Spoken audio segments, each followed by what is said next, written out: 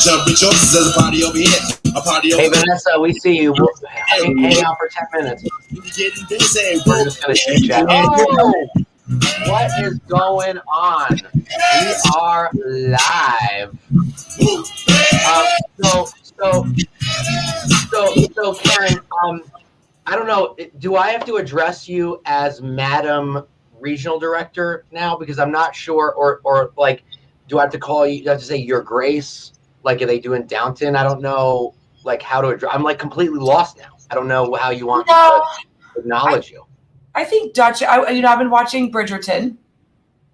Oh, well, I don't know if we're gonna go. I mean, that's kind of like Downton rated R a little bit. Well, first of all, I know there's a lot of stuff going on. First of all, it was very hard not to tell people what was happening. Well, you haven't. So should I just call you? Can I just call you Karen and everyone else calls you? Like when Vanessa comes on, do you want her to call you Madam Regional Director? No, she's like a queen to me. No. Oh, right. Okay, you're right. She's like the Queen of England. Yeah, that's what that's going to be. She's like the queen of the world. Well, everybody knows my plan is world domination. That's no secret. That is definitely. So tell me how it's been for you the last couple of days. Well, since I haven't technically started yet, I've been working every day. You're like, well, it's the easiest job in the world. I've done nothing. Oh, that's actually not how it's been going. This is what I said to them yesterday. Hey, listen, I want everyone to remember, I know KW, I know operations. I don't know this job. I don't know the job. So Karen's like, oh my God, I don't want to be team leader anymore. I'm like, well, now you're regional director. So instead of recruiting agents, you have to recruit brokerages. That's fine. Look what I got today, Nick.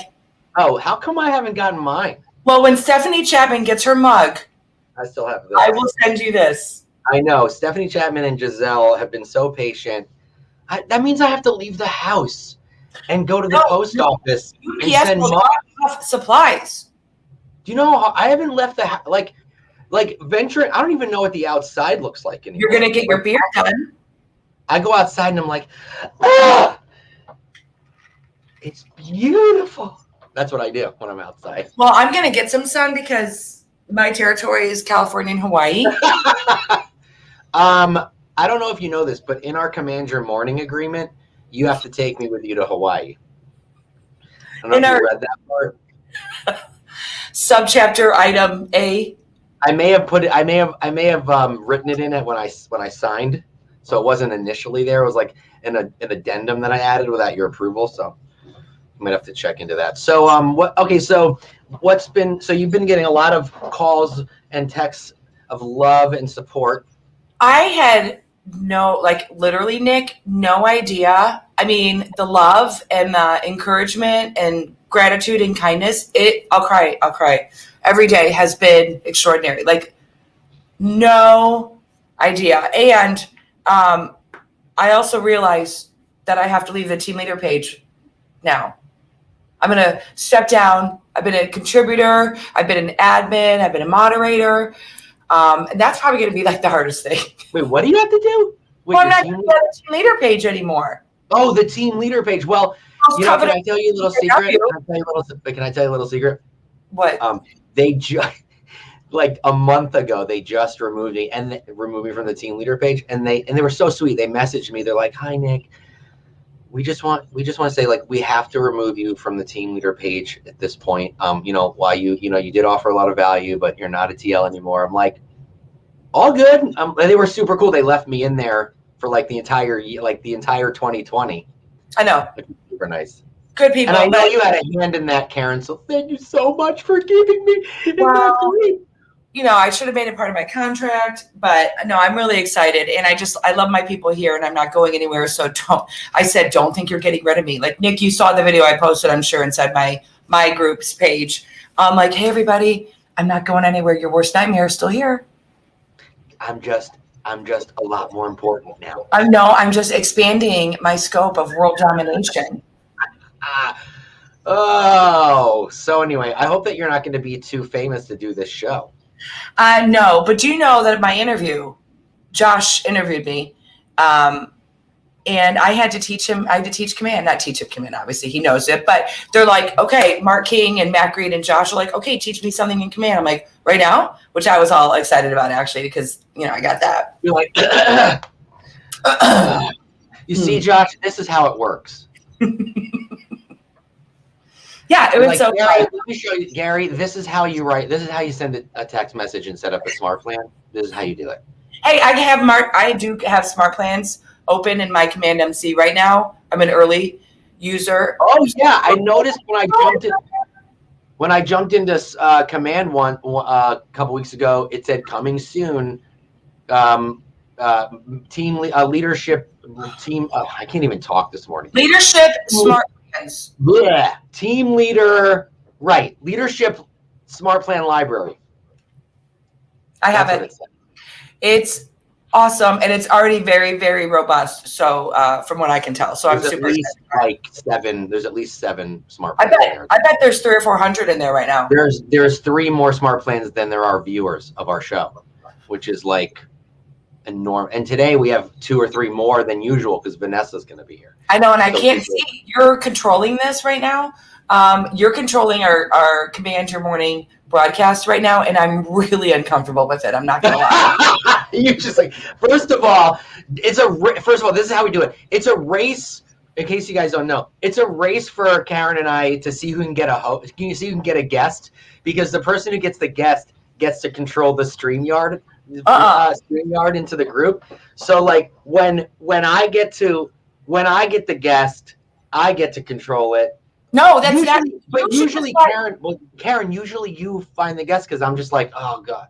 Oh my god, you're the worst. But why not just let Star and I do it? I mean, we have a great system, and we actually have a system. I like what you know. What, Karen? You find the guest. I'll get it. We'll get it scheduled. You're going to be a regional director now. You're going to have to learn how to leverage even more. And I'm just teaching you that you have to learn how to leverage. Not that I'm a control freak, but I'm saying. Right. I mean, you're just going to listen. This is healthy for you.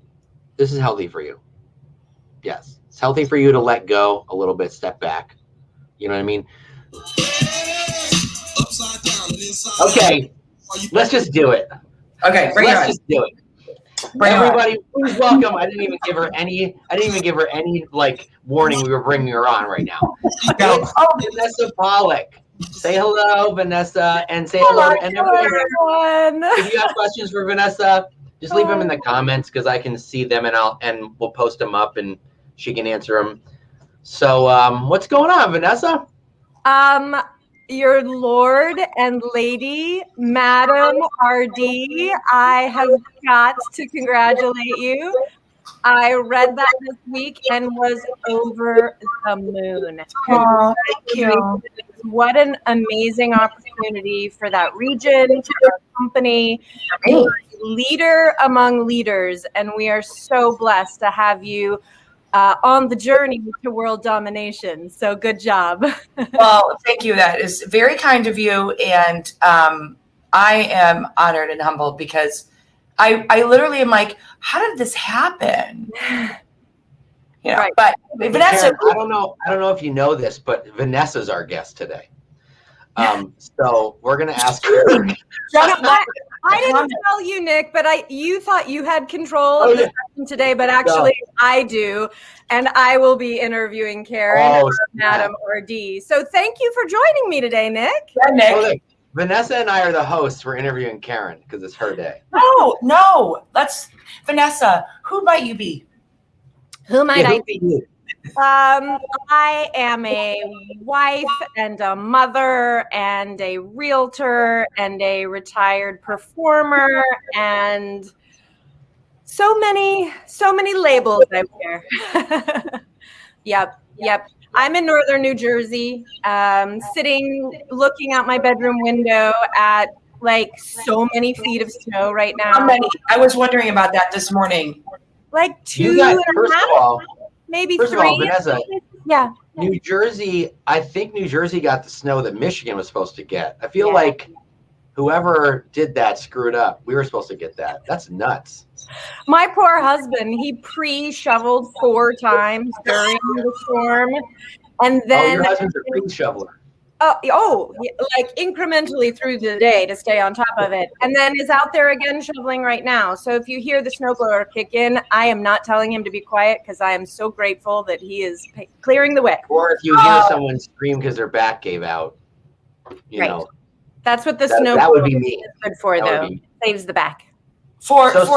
You should have like hot chocolate with marshmallows for the fact that he's taking initiative and going out 4 times is extraordinary. Oh yeah, midway through yesterday, I was like, "Hi babe, what would you like for lunch?" Now normally he's bringing me lunch every day as I sit here and do my thing all day long. So it was nice to be able to reverse that and help him out. You know what I do when it snows like that? I call the kid next door 4 times and pay him $20. It's a very expensive day. Yes. Best money spent, though. Best money. But it's very good money. He's 15 years old, $20 sheesh. That's nuts. Absolutely. So Vanessa, let's talk a little bit more about you. So like you're from Northern New Jersey. That's how I know you because I'm from Montclair. You're from Maplewood. We're only like a couple miles away. Well, not anymore. I'm 800 miles away now. But yes. Let's talk about real estate first, and then we'll get into your life. So talking about your team, because you have a really awesome team over there in Maplewood. I mean, seriously, I have the greatest team that has ever existed on the face of the planet. We are 20 associates strong who... Whoa, really? I didn't know you were that big. Yeah. We served 184 families last year to the tune of $102 million. I'm sorry, say that again? Oh, 102 million? 102 million closed in 2020, 184 families. And we are really committed to delivering our care, serve, give mission to our clients, to our community, and to just literally giving the best real estate service in the industry while making a massive impact in our local community. That's incredible. That's incredible. Well, I think how most people across the country know you, other than your dynamic, insanely successful team, is you are Mo's love of my life, Mo Anderson. Right. I'm the woman at the Inspirational Breakfast and beyond. So I would love for you to talk a little bit about that because it's such an important piece of who we are, and you represent that. Well, that's the biggest compliment ever, that I would ever be put in the same room or conversation, even with our beloved Mo Anderson. And I think you both can agree with me that she makes every single one of us feel special and like we are her right hand, right? That is one of her countless superpowers, is the inspiration and the love and the encouragement that she just gives to every single one of us in the company and in the world, right? So I'm pretty sure, Karen, probably your world domination is greatly inspired by Mo. All day long. All day long. Same here. And I met Mo about a year after joining Keller Williams and was blessed enough to spend some quality time with her in her home in Oklahoma. And honestly, I had like 1 or 2 friends, like these women that I love who were a part of my team. And I was new to Keller Williams and I had no idea what I was doing. But I knew I wanted to be a light in what is often a dark business world. And I knew that I wanted to leave a legacy of generosity and really just plant seeds of care and service and generosity. And I shared that with her. And over the course of that half day that we spent together in her home, she really just poured into me. And at the end of the day, I said, okay, so I feel like I have a plan now. Oh my gosh, Andrew Bloom, I love you. Andrew's a pretty spectacular human. Oh my gosh, he's my favorite Bloom in the world. So at the end of my time with Mo, I said, so if you were giving me an action plan, like boil it down, Mo, boil it down. And you guys, this is like, it was not unique to me. This was for all of us. She said, darling, you get your team to 40 million a year, get on your ALC, lead your culture committee, and read every single John Maxwell book, and we'll talk again. Well, mic drop, right? That was it. And Very simple homework. Very simple homework. 10 million a year producer, So to me, 40 million was like, Oh, how am I going to get there, right? So then you cut to a couple of years later, and I learned really quickly when Mo tells you to do something, just go do it, right? Just go do it. Don't question it's not a suggestion. It's an order. Just go do it. So I said, okay, I wasn't planning on that. And yet that's the model I'm going to follow. Those are the benchmarks. So about 2 years later, I'd hit all those benchmarks and I reached out to Mo and I was like, hey, not reaching out to brag, but you gave me all these goals. I've hit all these goals and I got you now because now I realize it wasn't about the 40 million. It was about who I would become along the way. And in the journey of getting there, I had to dig really deep and figure out what the higher purpose of my business was. Why go to 40 million? What were we going to be known for? What was the legacy we were going to leave? And all of that becoming true and real and getting unpacked was really why she had laid that out. And so that's when Care, Serve, Give was born. That's when I launched Closing for a Cause. It was during that journey that I became a cultural ambassador for the company. And then all of that laid the foundation for us to go on then to build it to over 100 million. But it's all Mo's fault. No, well, what's interesting is how, I just got to say one thing. It's interesting how you and I are so similar in many ways of our love of culture and company. But when I was at Mo's house, my question for her was, Mo, do you have a junk drawer? And she said, a what? I said, a junk drawer, stamps, batteries, a deck of cards, rubber bands, old twist ties, a receipt. Maybe under the tea sets? No, darling. We have a place for everything. Oh my God, it's so Did you see the gift wrap room? I was like, my dream. The gift wrap room is everything. But that's like, but you know what though? Vanessa, that just goes to show you how forward thinking Mo is, because now every first time buyer wants like a craft room or a gift wrap room. Like, where am I going to put my craft room? People do have those. Like people who do crafts, they do have craft rooms. The first time someone said to me, I'm like, what? My wife. So Mo does not have a junk drawer. She does not. No. So you know what? That one time that I didn't go, that I never went to Mo's house. I didn't get to ask her any. Is this the I've been to Mo's house club that we're in right now? Yeah, you're not in it. Yeah. So Vanessa, I love what you said, because that's okay. Mo came to my house. Boom. I love it. What I was going to say was I love what you said, because what Mo said to you and then what it made you think.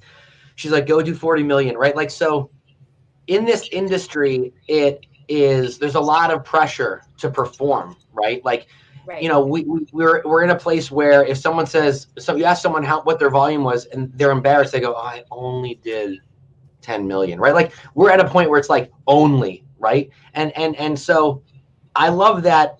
When she told you to do that, it wasn't because she wanted you to get to a certain point so you could be in her world. It was because she wanted you to become someone else and find yourself along the way. And I thought that was really cool, and you did that. Yeah, she's brilliant at helping each of us tap into our greatest potential and become the greatest leader that we possibly can. And she knows that the journey, if we'll follow the model and set big goals and then focus on the activities in the process, it is going to bring out the best and the unique value within each one of us. That every single one of us is a facet to this diamond, right? We are collectively shining like no other company in the world, right? But my facet is very similar to Karen and very similar to yours, but we're all different. And yet when we come together, that's when we shine. That's when we're the crowning jewel. And she knows that. You just nailed it. Leadership, to me, is bringing out the potential in everybody around us. Yeah, exactly. Yep. So, Vanessa, how did you, well, I know you follow the model, obviously, but it's interesting that I say obviously, right? When people go, how'd you do that? Well, there's this red book, Millionaire Real Estate Agent. But like, what was this first step to get to that? Like when you left her house and you went home and you're like, oh my gosh, like, Oh gosh. Yeah. How did you I initially reread start to the put it into MREA. I reread it and I reread it again, right? And I realized, because I'd been a single agent with a red, white, and blue balloon company for about 6-7 years. And, their solution to everything was go sell another house, go sell another house. And no one had taught me how to think, or certainly how to think like a business owner. And I had read the MREA when I started in real estate as a single agent, and it went so far over my head, it made me mad. I was like, just tell me how to sell a house. Like, I don't know. Like, where's the contract? How do I negotiate? Like, I don't understand any of this. So I threw the book to the side and I didn't touch it again. And then after I joined Keller Williams and I read it, and then I read it again after talking to Mo, I was like, oh, got it. I have to change the way I think, and the things I focus on will change, the whole bold thing. And so it really was reading it again. But the biggest thing for me at that point truly was I had thought I had to be the most creative realtor in America. Like, I have to make it fabulous. It has to be my way, and I've got to think of all the ideas, right? Like, it's only Vanessa's way, or nothing will go. Mm-mm. I realized the Karen Prahl way, is that basically the way you thought it had to be? I'm kidding. I love you. That didn't land at all. So Vanessa, back to you. Yes, thanks. So I realized in that moment, the greatest gift I could give to my business and my community would be to submit to the model, get over myself, right? Get over creativity and lay the foundation with our core values as the foundation, but follow the model and trust the pioneers who had done it before me. And so truly, I've got two Bibles. I've got God's Bible and I've got the MREA as my business Bible. As long as I submit to both of them and follow both of them, my path is straight. It becomes clear. It is not easy, but it gets simple. And so that was the biggest thing, just owning that there was a model to follow, just go do it. Yeah. So Vanessa, you mentioned I saw earlier Aaron Kaufman, who chimed in and said his favorite quote about Mo is that you're not in culture if you're not profitable. And I will tell you that after one of the events that I co-hosted with Mo, we were with a group of people and she introduced me to the group and she was like, y'all, the only reason why she's here is because she's a producer. Right? So she knows that, as Gary tells us, money is good for the good that it does. And if you're not a profitable business, you're not able to go do good. You're not able to have the time to give back within the company, which is culture, our culture of sharing. You're not able to have the resources to go give back in your community. So it's a yes and. You've got to be profitable and productive in order to give back internally and out in the world. And you mentioned a charity that your team supports. The name of it is escaping me right now. Well, I launched closingforacause.org many years ago, and that's my tech tool. It was a tech tool before Command, you guys. I was thinking tech really early. Yeah.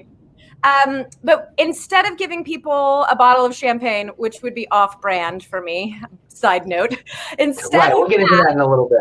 Right. I make a donation to our client's charity of choice. So if you go to the homepage of closingforacause.org, we send that as a PS in our emails and as a talking point and script to our clients so that they can go there, select the charity of their choice.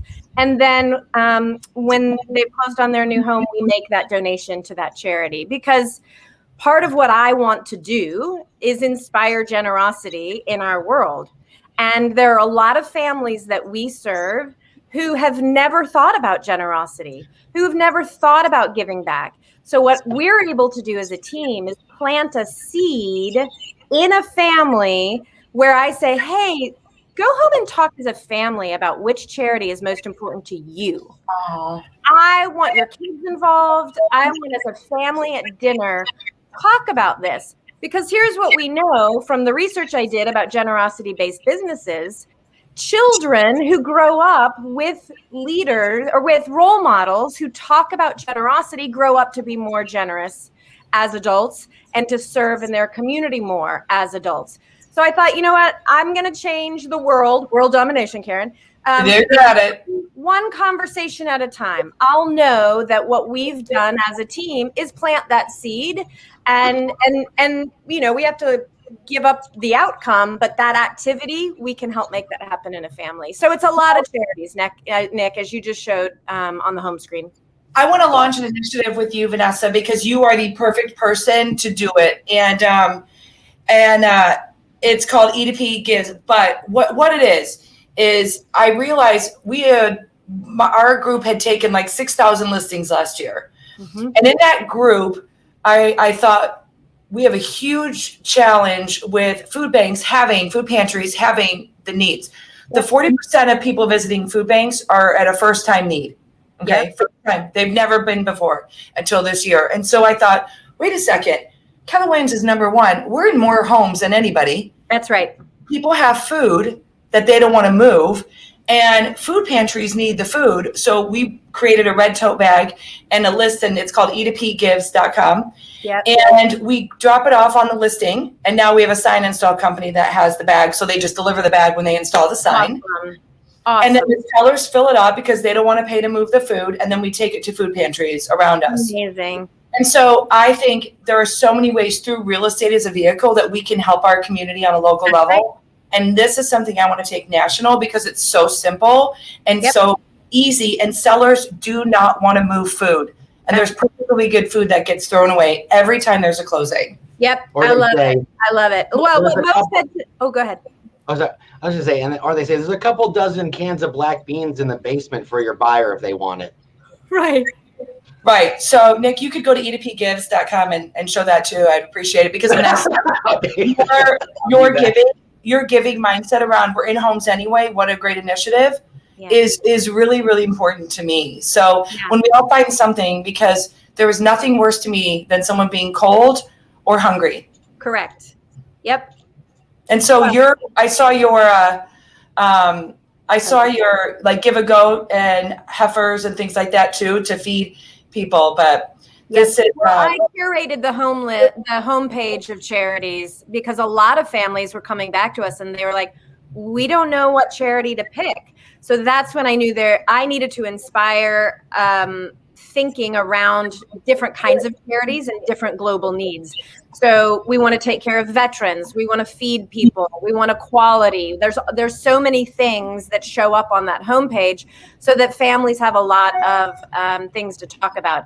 But I love this, Karen. And when I first talked about Closing for a Cause with Mo, again, she was like, darling, go launch it in your region. Make it work in your team, in your market center, in your region, and then we'll talk.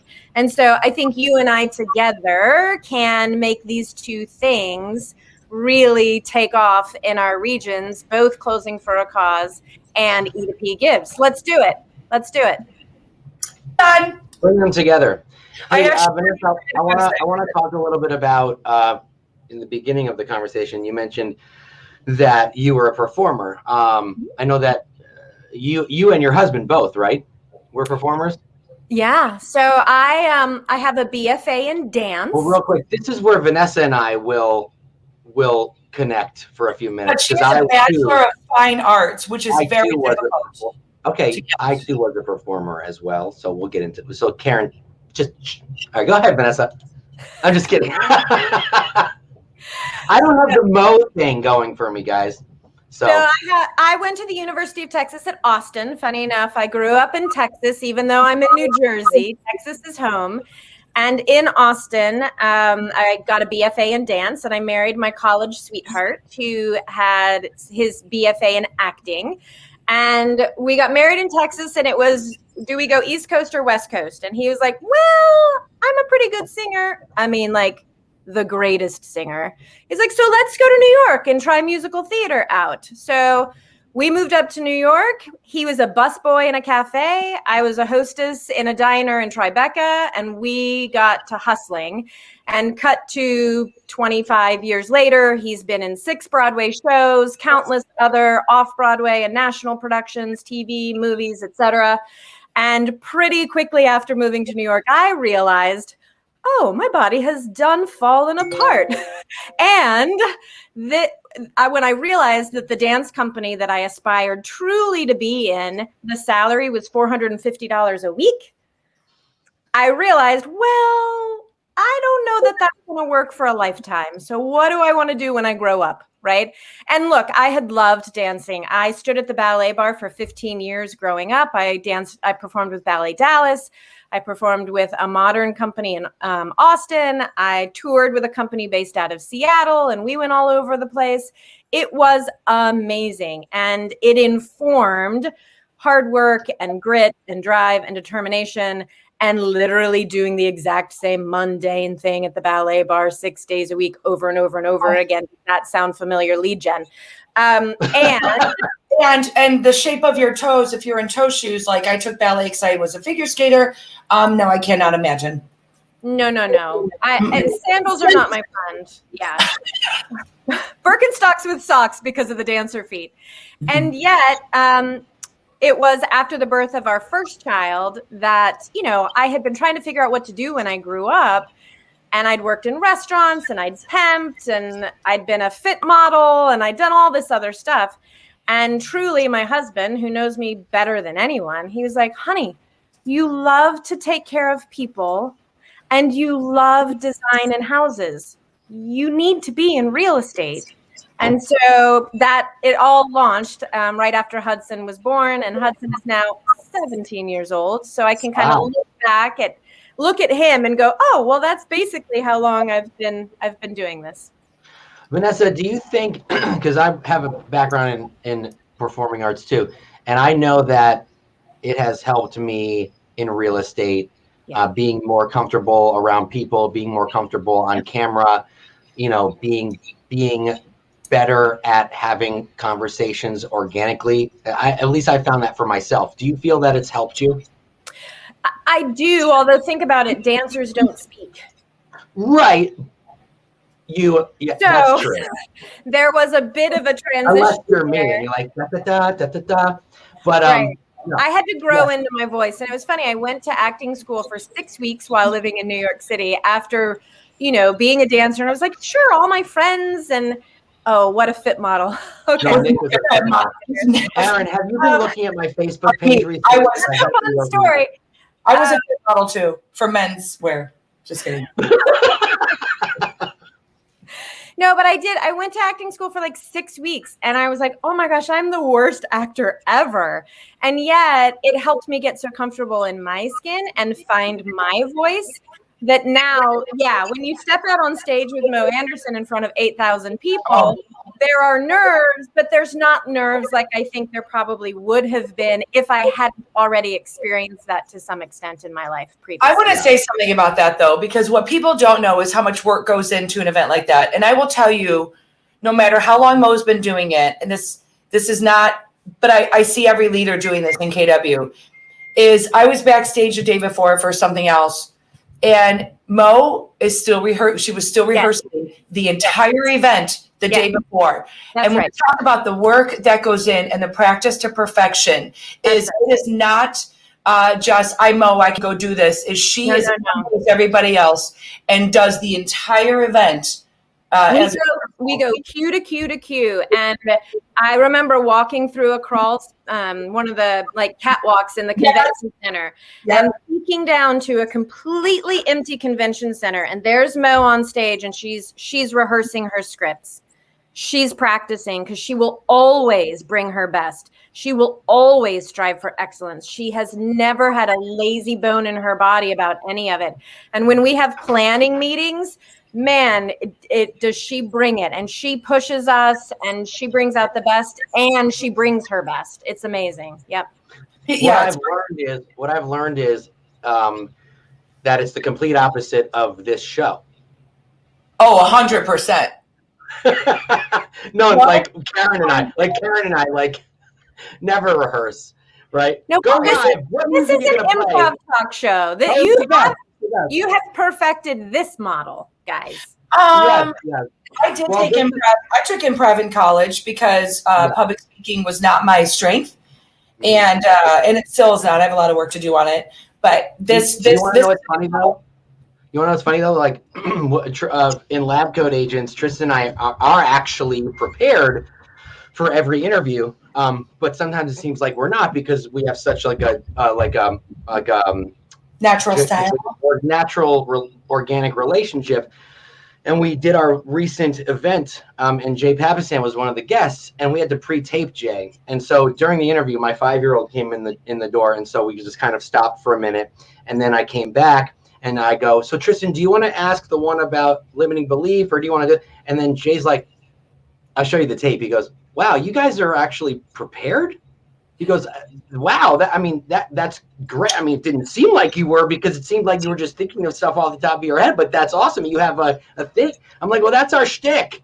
Yeah. Seeming like we're coming up with it off the top of our head. But meanwhile, we have all the when you're interviewing Jay Papasan, you be ready. That's right. Let that one. So Vanessa, maybe you can help me with a plan with Broadway. So I'm going to put it out there, a vulnerable moment with Karen right now.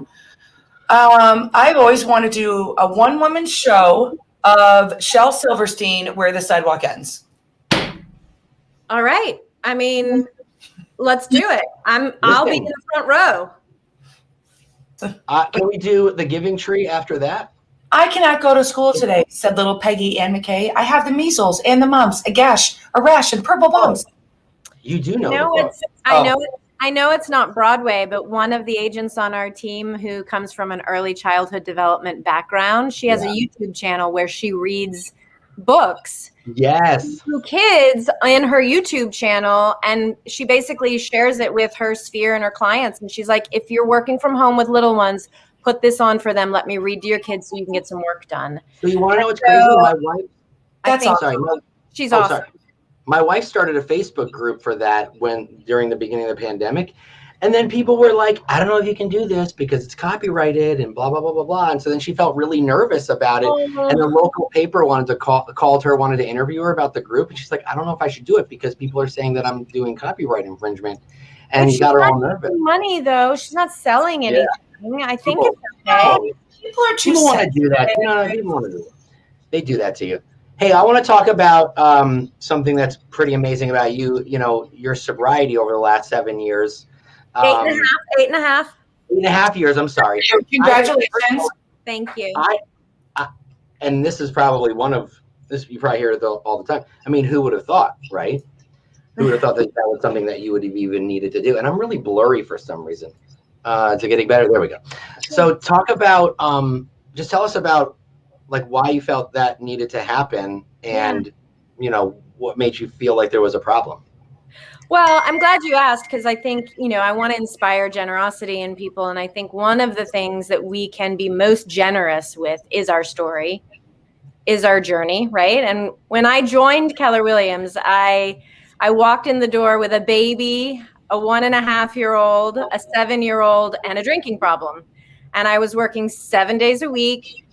My life was completely out of balance. I was missing bedtimes. I was missing bath times. I was on the phone all the time. I didn't know how I was going to survive it. The burnout was unbelievable. And it was in this first year at Keller Williams that when I read the book again, MREA, and I started thinking about mindset, and I started getting learning based and understanding E to P, and then took Quantum Leap with Mo, that I realized I was not the wife, mother, business owner, woman of faith that I wanted to be.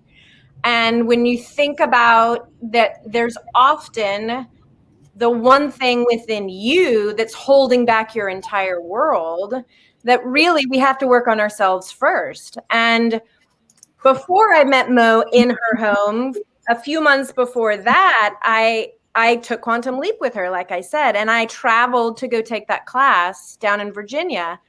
And I remember I was so nervous because I knew for that weekend I wasn't going to be able to drink.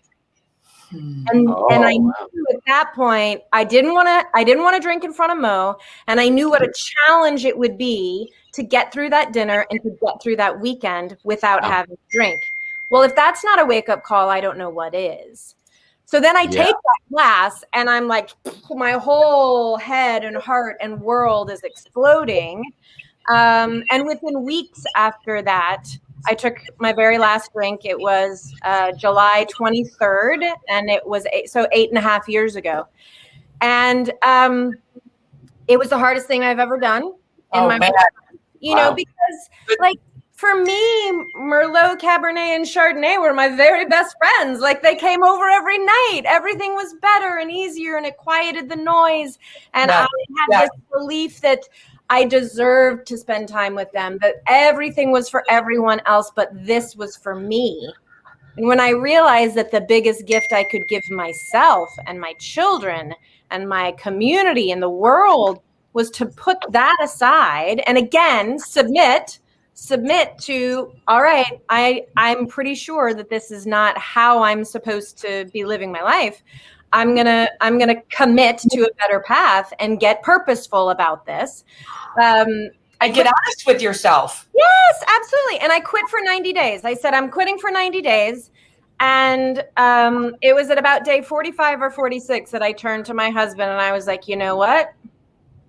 I can't go back. I'm not going back. And never have not to this day. And truly that from 10 million to 102 million in business growth, if you want to look at the numbers growth, but like nothing that I have discovered about myself, nothing that I've discovered about generosity and giving back and closing for a cause and care, serve, give and being a cultural ambassador and serving Mo and none of it would have happened. I know that. I'm very clear in that because I would have lived in the state of me and that cloud instead of opening up, coming out, feeling all the feels, dealing with all of it, and going on the journey with myself and those around me. So it's, I share the story because I need people to know that they're not alone. It may not be as dramatic as drinking for someone, it might be something else. And yet we all have something that may be keeping us from taking the next step forward into our own potential. And so I want you to know you're not alone. Can I ask you a question? And this is, how did you go to the root cause that it was alcohol that was keeping you at your potential? I don't think I knew. I mean, I could have never dreamt everything that's happened would have happened in that moment.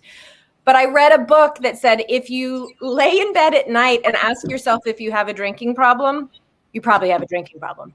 And I did, it was like every day it was like, oh gosh, I think I drank too much last night. Did I say anything bad?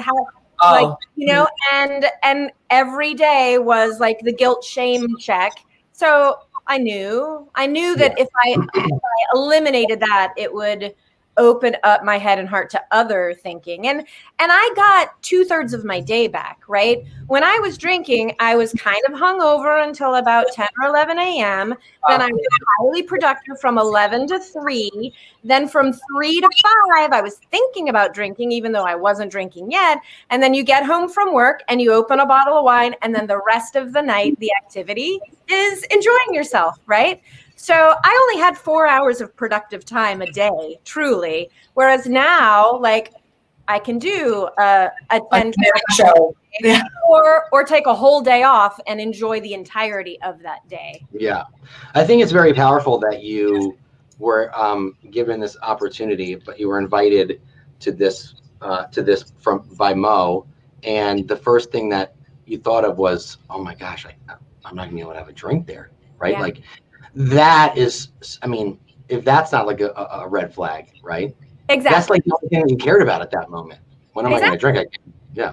Well, I had a father who was an alcoholic and he smoked. And what I realized in getting help, dealing with him, or my feelings around him, he did the best he could, I always believe, is that he wouldn't travel around the world, even though he had enough miles and points to go to Australia first class for free, because he couldn't smoke on the plane. Right. And I thought, my God, you are letting this little thing keep you from living a great life, not only for yourself, but for my mother, his wife. Yeah. Right. And so that is when you've lost that control, that is what you go to, like, I'm going to go do this and I can't do that. Like, and how you shift then and take that control back. Yeah. Well, it's much like in our company, we have core values that are a prioritization of life, God, family, then business, right? Side note, nobody's going to tell anybody at KW who God needs to be to them. It's about how we prioritize our faith in our life, right? So look, I'm a Jesus freak, but I'm never going to like not love on someone and I play Jesus and God's film. Just saying, okay, I play perfect. And I'm Jewish. But I think when it comes to something like drinking or whatever it is, what is the prioritization in your life? And I knew that it wasn't God, family, business for me. It was booze, business, babies, more booze, maybe family. Where was God in the mix, right? And yet, as a woman of faith, I was like, how am I not even living this out? Like, how is this not even showing up for me? And so it really became, okay, what's the primary relationship in my God, in my world? If it's not God, what is it? And I realized it was alcohol, right? And so it was a reorganization of priorities in my life to have my relationships in the correct order. Good for you. Thanks. Awesome. I love it. Hey, that's huge that you overcame that and, got things in order. And like, definitely, like, I used to work, I mean, I was a bartender for a long time, and that's very similar. Yeah. So I think we all were at some point in our lives. Especially when I was in California, I was definitely a professional auditioner during the day and a bartender at night until 3 a.m. My world was work till midnight, drink till 3, go home, get up at noon, go to the gym, go to work. You know what I mean? It was like, same. That was the late 90s in the New York City. The life. That was the life. But there comes a certain point in your life, some certain point in your life though, Vanessa, and you realize this, that you get married, you have kids, it's a different life now, right? And so it's sad because I'm going to be 42 and my wife's 34, and we see people on our Facebook that we were friendly with in high school, and they're doing the same stuff that they've always done, right? Like, it's just sad that, and they're just drinking and binging, and that's what it does to you. And at a certain point, you just have to come to that realization, Yep. So, yep. Hey, let's talk about what books you're reading. Other than, I know you're reading the Bible. I would love to know what books you're reading. And so you're reading the Bible and MREA. Oh, the practice. Oh, with Seth Godin. Oh, Seth Godin. I've never heard of that one. It's brand new. It came out last year. I'm only a third into it, and it's beautiful and fantastic, and speaks to my soul as a creative. Okay. And yet it really acknowledges that we are all creative, which I particularly love. Yeah, hold on. I'm trying to look for the I pulled out for you. No, that's okay. He talks a lot about, he's known for being just this marketing guru, but is this one a little bit of a different take? Say that again. Is Seth, he's known for being like a marketing guru, right? Like, but is this book just kind of have a different take to it? Yeah, this is about acknowledging and committing to the practice and the process of creating something innovative. Oh. And his idea of generosity is creating something that makes the world better in one way or another. That could be technology. It could be training. It could be marketing. It could be a service. It could be a product. It could be dance. It could be anything. When you are being creative, you're creating anything that you want to go out and serve others and make the world a better place. And it's just about, and we talk about this a lot, committing to our activities and not the outcome in real estate, right? If you make 100 contacts a week, you're going to be successful in real estate. It is that simple, right? So focus on the activities and trust that the outcome is on its way. And this book really honors that and speaks into it and reinforces that. So yeah, I'm quite enjoying it. And for those of you who are just curious, it's actually rather short. 272 pages. It's a lot of stuff packed into not a lot of pages. I mean, that doesn't matter to me, but some people out there are like, oh, another book, right? But sometimes the best books are on the short side, One of my favorite books is The Go-Giver. It's only like I love it. I love it. Here, I'll read you a snippet. I know we don't have a ton of time, but leaders seek to make things better, to contribute and to find firm footing, the chance to make a difference and to be seen and respected all at once. That search has created our culture and the world we live in. More and more people engaging and contributing, weaving together something worth building. Let's call it art. The human act of doing something that might not work. Something generous, something that will make a difference. The emotional act of doing personal, self-directed work to make a change that we can be proud of. We each have more leverage than ever before. We have access to tools, a myriad of ways forward, and a real chance to contribute. Your part matters. Your art matters. So, dig it. I like that. Bam! Are you like a reader or a listener? Because I can't listen to books on tape. I can listen to podcasts. Yeah, me too. I have literally stacks of books everywhere, and I'll be honest that during the pandemic, I've had a very hard time reading. Really, really hard time reading. I was a book a week for, years. Now, look, when I was drinking, I didn't read at all. And my husband would always joke. He's like, Vanessa doesn't crack a book. That's not her thing. And then all of a sudden, I'm like a book a week for years. And it was great. But I had a really hard time in 2020 reading. And so I'm recommitting to the practice and the process of reading on a daily basis, whether it be something like that or the Bible or, just something. I've got to get that muscle worked out and exercised and strong again. Yeah. And I'm not an audio person. I have no commute. I mean, you guys are in my bedroom. Like there's nowhere to go. Wow. I didn't know we were that close. Hey now, is this an after midnight show? What's going on? No, but behind the screen, it's weird. Like if I didn't have the screen, it's my bed. Like that's just weird on every Zoom I do. Every time I see someone in a bed, I'm like, this is creepy. Exactly. Uh-huh. I did one Zoom when we pivoted to everything digital as soon as things hit New Jersey. My bed was made, right? It looked great. And I love design. So I made sure the pillows were perfect.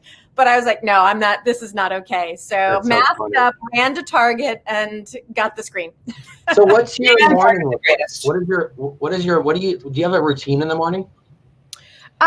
So this morning's kind of par for the course. Get up early, make a pot of coffee, light the fire, sit by the fire, read the book, and or dig into some Facebook groups that add a lot of value to my world, and I dump into them and hopefully add value to theirs. Just have some nice quiet time.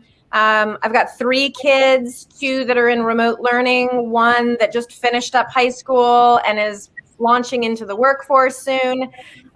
So helping them get their mornings set and then getting ready to jump on Zoom and do a 9 a.m. huddle with my team every single morning. Awesome. And today you chose us. I did. Yeah, they're doing 23 minutes into Zoom without me. We'll cut you loose here, but you're extraordinary. Thanks, Madam Regional Director. So are you. You really are. Yeah, Thank you for a reminder. Just to remind everyone, this is Karen's new title. This is on her business cards. It's on her email signature. Madam Regional Director. I don't know. Oh my gosh. But Madam Regional Director, I think, you and I need to spend more time together. I think about Mo and Mary and everything they accomplished together over the years. Why aren't we Mo and Mary? We are. My theme is a man is not a plan. That's right. And so we are Mo and Mary. Yeah. You're the smarter one.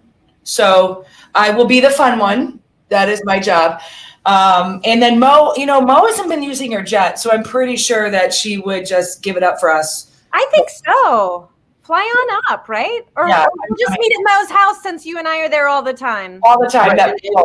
That pool. And if you have never been invited to Mo's house and you want to hang out with me, You can text me and get info on the show, see who our guests are coming up, because I clearly need someone to talk to and hang out with. And I live vicariously through them. Hey, no, but I know you guys are like. I've been to Gary's house. Oh, that's right. a big one right there. I went to his lake house in Austin, so just saying. No, I know you're landing this plane, so to speak, your episode today. But I want to just thank both of you. I think it's really incredible what the two of you bring to your people every single week, so many times a week. When the push notification comes to my phone, I'm like, you know what? These two are so consistent and they are so committed to their people and helping their people be successful. You truly are both a blessing to all of the viewers and to everyone who get to be in your world. And the fact that you contribute on this high of a level all the time, you go stand at the ballet bar and do your StreamYard over and over and over again so that they hear it and they implement it and they're better because of it. That's because you guys are outstanding leaders. And if you're not being thanked on a regular basis, I want you to know that I see you and I think it's incredible what you're doing. So thank you. And I really appreciate you bringing me in. Like, this is a real honor that you'd include me in the conversation. I don't have enough. Awesome. Karen has to go. Thank you so much, Vanessa. That was a really great compliment. We love it. You've been an awesome guest. I want to talk to you all day, but I do want to say this. Be 4 minutes early. I do have to go, but I do want to say, if Keller Williams didn't have the most extraordinary people, we wouldn't be able to do this show. Right. And it's because of people that show vulnerability and humankind and big lives and big businesses and just share who they are and not in a boxed in format, then we wouldn't be able to do this. But that's what makes us great, is the company and the people we're in business with. That's right. So I couldn't agree more. You guys are awesome. Have an incredible day. A great morning.